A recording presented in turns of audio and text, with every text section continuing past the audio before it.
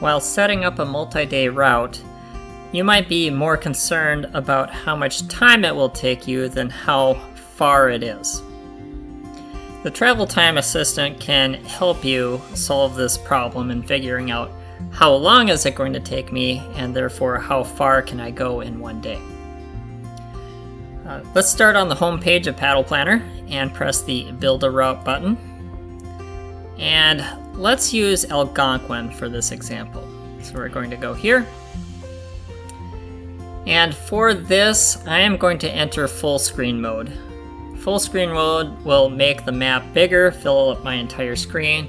It will also show this advanced toolbar that I will need to set up the Travel Time Assistant. Let's go out of Canoe Lake and see if we can go up to Burnt Island and maybe make a loop around here.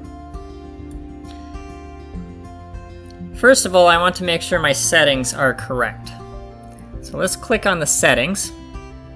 And by default, we have the portage trips are set up to double. So that's double portaging or double carrying. Our speed is average. I'm going to leave it at that. And I think everything here looks pretty good.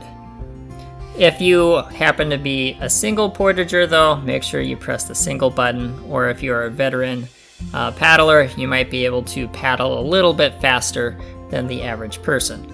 All of this is going to change how far we can go in one day. How far can you go in 4 hours or 5 hours? That will change depending on how far you can portage and how fast you paddle.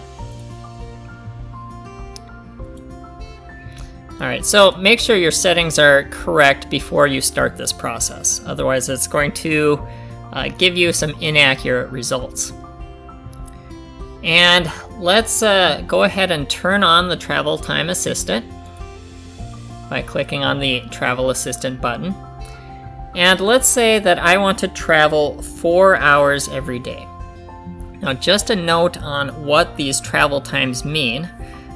This does not include breaks. The only thing it includes is the loading and unloading time at portages. So by default, we have 10 minutes built in to unload and then reload the canoe at the beginning and end of portages. It does not include lunch breaks or water breaks or snack breaks. If you take any of those breaks, you might say, yeah, I travel 8 hours a day, but is that actual travel time? How many breaks do you take? So it's probably less than what you think.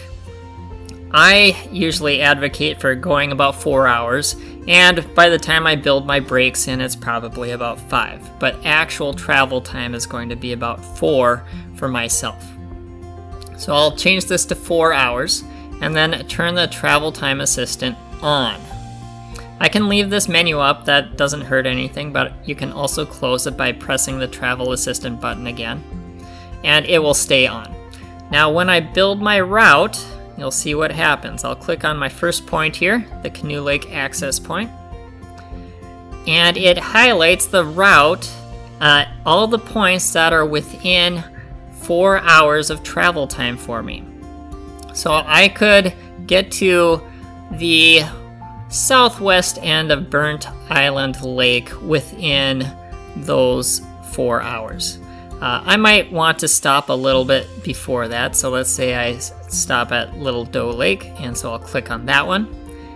And let's make that a day end, but notice what happened when I clicked on Little Doe Lake. The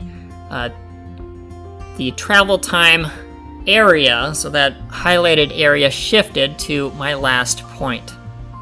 And whichever point I have selected, that's what it's going to highlight. Everything within 4 hours of the point, my active routing point.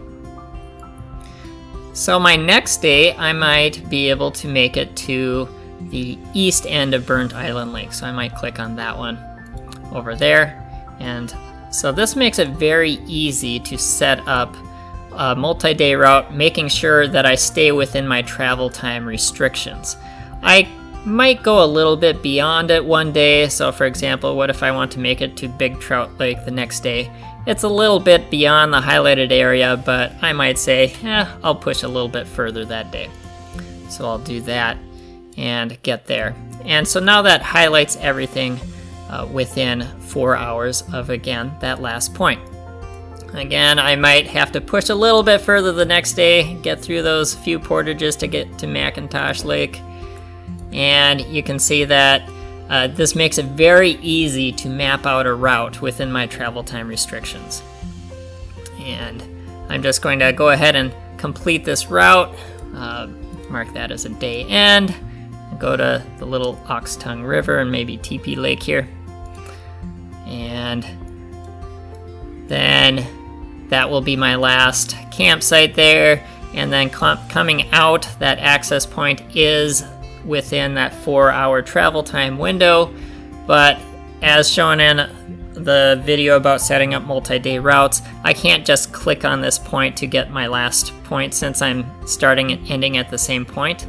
If I want my starting and ending point to be the same spot, I need to press the Go Home button to set that as the last spot. So that sets it up. And that is my route, and the Travel Time Assistant is a very handy tool to make sure I stay within my travel time restrictions that I've set up for myself.